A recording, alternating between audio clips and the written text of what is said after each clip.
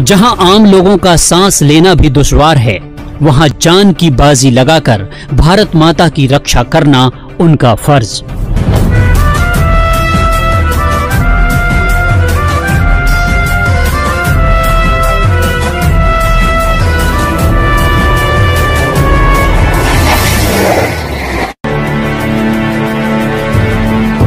जहां पहुंचने भर के ख्याल से आम आदमी के रोंगटे खड़े हो जाते हैं, वहां देश की सीमा की रक्षा करना उनके लिए है गौरव की बात। इंसानी बस्ती से कोसों दूर, दुर्गम रास्तों, गहरी खाइयों और पहाड़ों के बीच शेर की तरह दहाड़ते भारत मां के सपूत।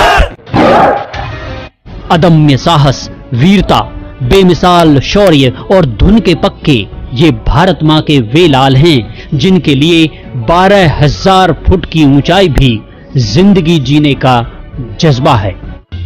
ये इंडो तिब्बत बॉर्डर पुलिस यानी आईटीबीपी के जवान हैं, जो संघर्ष के बीच जोश और जज्बे का दूसरा नाम है। आईटीबीपी देश के सबसे दुर्गम पोस्टों में तैनात होती है।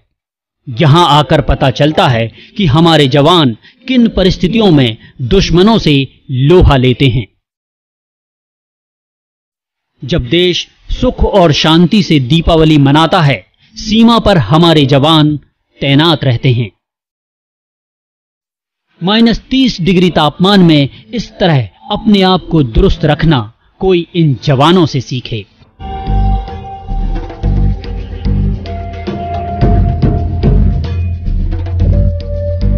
जवान ही नहीं, बल्कि सीमा पर आईटीबीपी की महिला टुकड़ी भी हर समय मुस्तैद रहती है। होली वही जो स्वाधीनता की आन बन जाए, होली वही जो गणतंत्र की शान बन जाए। भरो पिचकारियों में पानी ऐसे 3 रंगों का, जो कपड़े पर गिरे तो हिंदुस्तान बन जाए। भारत चीन संघर्ष के बाद देश की उत्तरी सीमाओं की सुरक्षा के लिए 24 अक्टूबर 1962 को भारत तिब्बत सीमा पुलिस बल यानी आईटीबीपी का गठन किया गया था। आईटीबीपी की शुरुआत केवल 4 पलटनों के एक छोटे से दल के रूप में हुई थी, जो अब 45 सेवा पलटनों और 4 विशेष पलटनों का विस्तार ले चुकी है। आईटीबीपी के जवानों का मुख्य काम भारत तिब्बत सीमा की सुरक्षा और रखवाली करना है। 0 से -40 डिग्री नीचे तापमान में चिलचिलाती सर्दी, अथाह घाटियों, दुर्गम खाइयों, अंधियारी नदियों, खतरनाक ग्लेशियरों, पथरीली ढालों और अदृश्य प्राकृतिक खतरों के बीच आईटीबीपी के जवान पूरी मुस्तैदी के साथ अपने फर्ज को निभाने में लगे हैं। आईटीबीपी का सूत्र वाक्य है बहादुरी और निष्ठापूर्ण प्रतिबद्धता। 1965 की भारत पाकिस्तान की लड़ाई में आईटीबीपी के शूरवीरों ने दुश्मनों को ऐसी धूल चटाई कि वे कायरों की तरह भागने पर मजबूर हो गए थे। 1971 के युद्ध में भी आईटीबीपी के जांबाजों ने अपने शौर्य और पराक्रम का परिचय दिया था। सीमा की रखवाली के अलावा आईटीबीपी के जवान आंतरिक सुरक्षा के काम भी देखते हैं। ऊंचाई वाले क्षेत्रों में आईटीबीपी की ऊंची चौकियां अन्य बलों से कहीं आगे हैं। आईटीबीपी के जवानों को हिम तूफानों, हिमस्खलनों और भूस्खलनों का लगातार सामना करना पड़ता है। 1982 तक इस सेना की गतिविधियां हिमालय तक ही सीमित थीं। लेकिन समय के बदलाव के साथ जवानों को अन्य चुनौतियों का सामना करने के लिए भी तैयार किया गया है।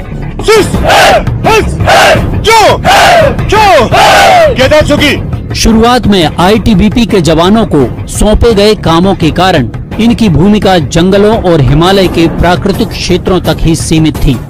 हिमालय के ऊंचाई वाले क्षेत्रों में तैनाती से पहले जवानों को पहाड़ों की चढ़ाई, पर्वत पर युद्ध के तरीकों का प्रशिक्षण भी दिया जाता है। कुछ नशा तिरंगे की आन का है, कुछ नशा मातृभूमि की शान का है। हम लहराएंगे हर जगह ये तिरंगा, नशा ये हिंदुस्तान की शान का है।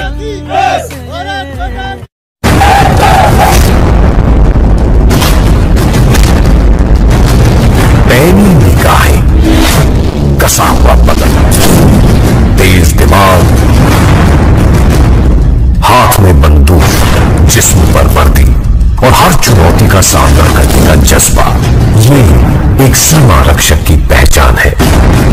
जमीन पर, पानी में, दलदल में, बर्फ पर या रेगिस्तान में, हर जगह दिलो जान से डटा ये जवान हमारे देश की सीमाओं की रक्षा करता है और हर बाहरी मुसीबत को हम तक पहुंचने से पहले इसके विश्वास और मजबूत इरादों का सामना करना पड़ता है।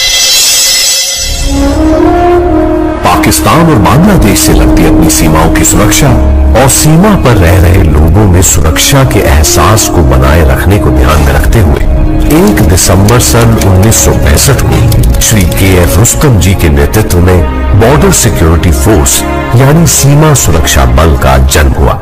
श्री के.एफ. रुस्तम जी को बीएसएफ के भीष्म पितामह के रूप में जाना जाता है। आज हम अपने सिद्धांत, जीवन पर्यंत कर्तव्य और अपनी प्रकृति, कोई भी काम कभी भी कहीं भी पर डटे हैं और आज के समय में हिंदुस्तान की एक बेहतरीन फोर्स के रूप में पहचाने जाते हैं।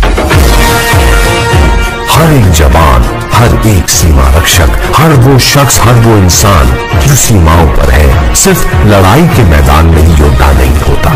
युद्ध करना तो उसका कर्म है। अपनी रोजमर्रा की जिंदगी में भी वो एक योद्धा है।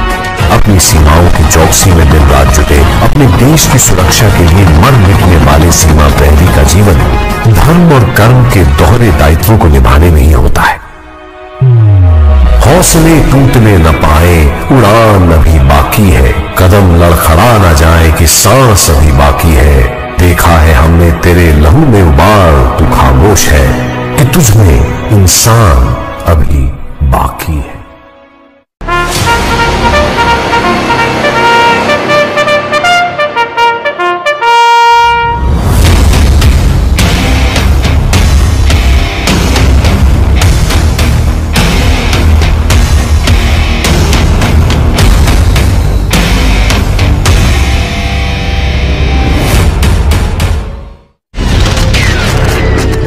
अक्टूबर 1962 भारत चीन युद्ध में चीन ने इस मिथक को भी तोड़ा कि हमारी हिमालयी सीमाएं अभेद्य और दुर्जय हैं।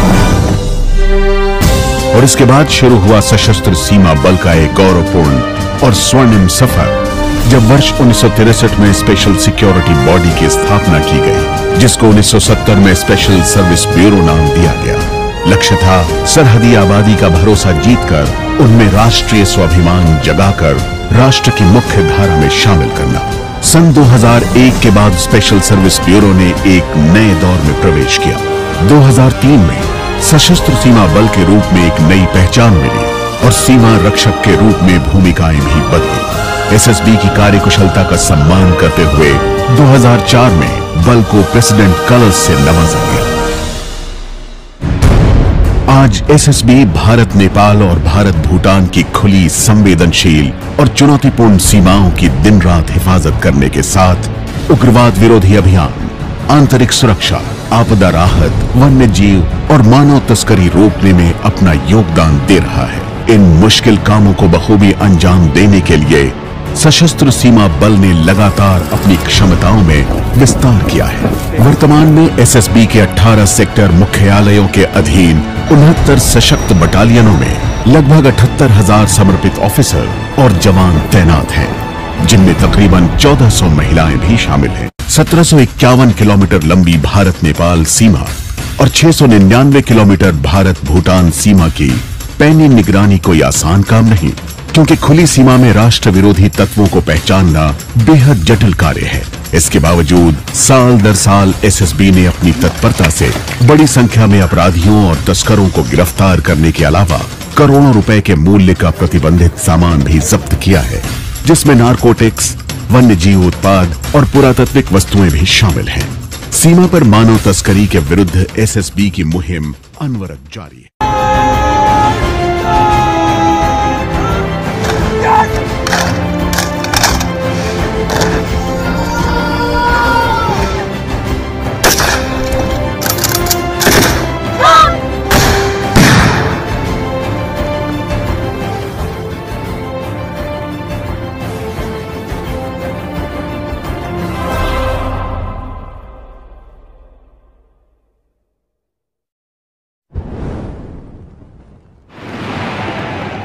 Within a span of 10 years, the force proved itself through its fearless martyrdom, rendering it as the living source of inspiration for all the police forces in India. Owing to the growing dispute over Ladakh, in 1959, the Indian government assigned CRPF with the responsibility of safeguarding the Ladakh Valley against Chinese encroachments. Only a decade old, CRPF honored this confidence by setting up 10 outposts amid spine-chilling temperatures of the valley. The 3rd Battalion of CRPF was assigned the task of securing the Indo-Tibetan border near Hot Spring. On the fateful day of 21st October, 20 men from their outposts at Hot Spring were patrolling in their area, unaware of the Chinese intentions.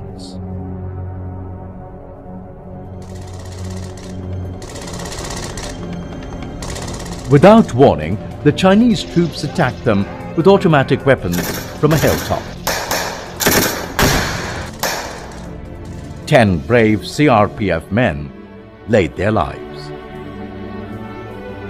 This was followed by a nationwide resentment and severe condemnation from the governments across the world. This helped the country to lay its claim over the entire area of Ladakh as its bona fide territory.